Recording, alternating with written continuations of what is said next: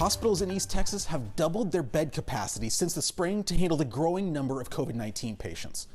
It takes doctors and nurses to staff those rooms, though, and after 10 months in crisis mode, they're burning out.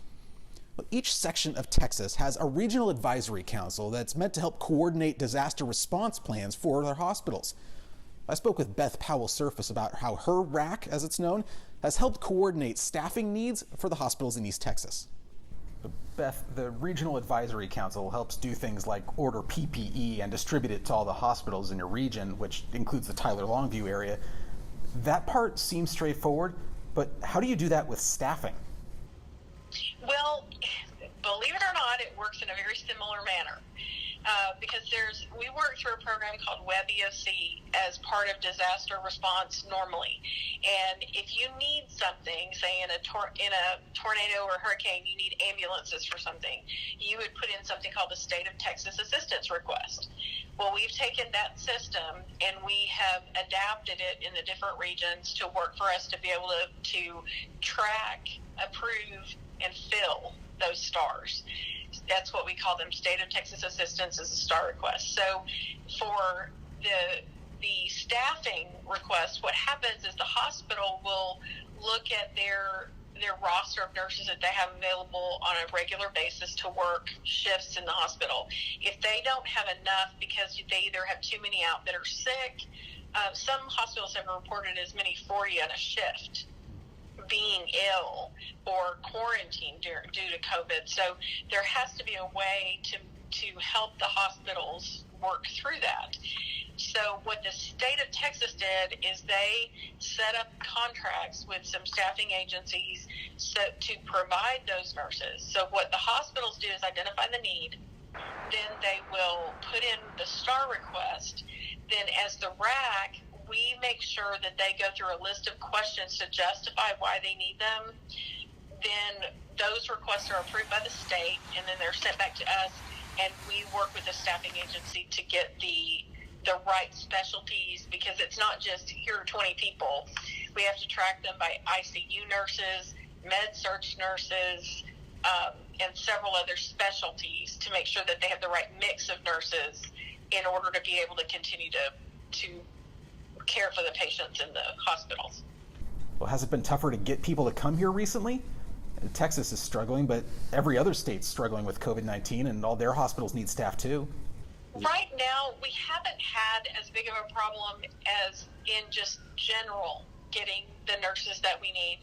The holidays did create some issues where people who had been here for several weeks wanted to go home and be with their family, and so that made it somewhat complicated. But what we did is we tried to start a couple of weeks before each holiday working directly with each of the hospitals to try to make sure that they were staffed to where they were going to need to be to carry through the holiday.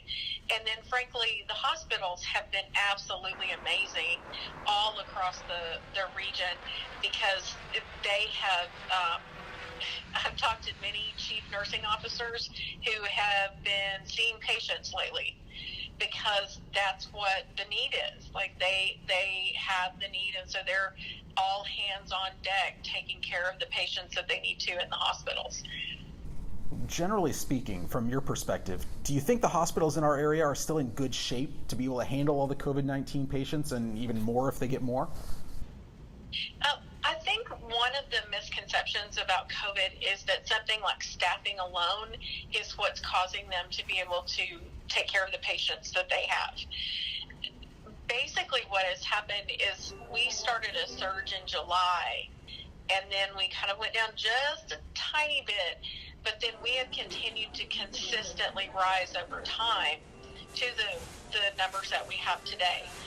The hospitals and the RAC and the state, all in conjunction, have made little changes here and there to be able to, okay, we can open these extra 10 beds, or we can open these 20 beds, whether they're ICU or if they're general beds like med-surg is what we call them. So we make these little incremental changes over time, and those are the things that keep, though the numbers get higher, it creates just a little bit more capacity and keeps us where we're okay. And we continue to do that every single day. where one other hospital may have fewer patients, so they're able to take a few from another hospital, and we load balance across those hospitals. Okay. Across all of them. Yeah.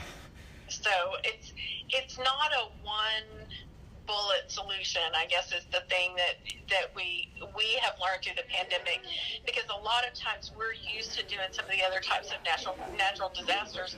There are very specific things that we know that we can do to evacuate a whole hospital, and how we do that. We've done that several times now through hurricanes. That in this case, a lot of the other hospitals are just as affected, so there has to be, we do smaller incremental kinds of moving patients around and doing things to make sure that the right people are at the right level of care, because some of the people are sick and need to be in the hospital, and then there are some that they need specialties, like pulmonology would be a one that most everybody would know, and that takes a specific kind of specialty doctor, and so they need to be at the level of care where they can get that. And so that's what the hospitals are working on, to keep the right people at the right level of care, and moving the lower acuity patients to other levels of care, whether it be a rehab hospital or long-term acute care hospitals that can help them do the final rehab in the last few days when they're recovering and then can go home. So there's a lot of very creative things that people have been doing, but we've been able to keep everybody within a licensed medical facility up to this point. Well, I think one of the things that I think I would be curious about if I was out there and I didn't know kind of the ins and outs of what's going on, is that the numbers continue to rise. And so if I were just looking at it on the face value of numbers, I would think, how does the hospital continue to flex and do those kinds of things? Well, it's a combination of some of those things that we just talked about, where they've added staffing, which is open new beds. Their staff starts coming back, which allows them to have more beds available.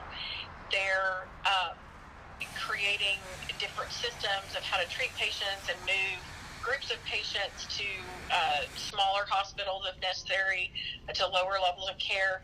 So there's all of these moving parts that the leadership of each hospital is working together to try to make happen. And our hospitals have done a really good job. It is still really hard. Nobody's going to tell you it's not hard, and we're doing everything that we can to support them. Just with equipment like ventilators and getting those from the state, and making sure the hospitals have those. IV pumps, we've given out BiPAP machines from the state as well to hospitals, and they're able to request those just the way they do staffing or PPE or any of those things. So when they feel a need, they call us. Now, there's some things we can't get, so we have to send them directly to the state, but for the most part, we can handle most everything. But it's just a matter of planning, staying ahead of the curve as much as you can, and then knowing that we have to attack this as a region and not just I'm in my own silo. And so really that's what has happened with the hospitals, and everybody's working together.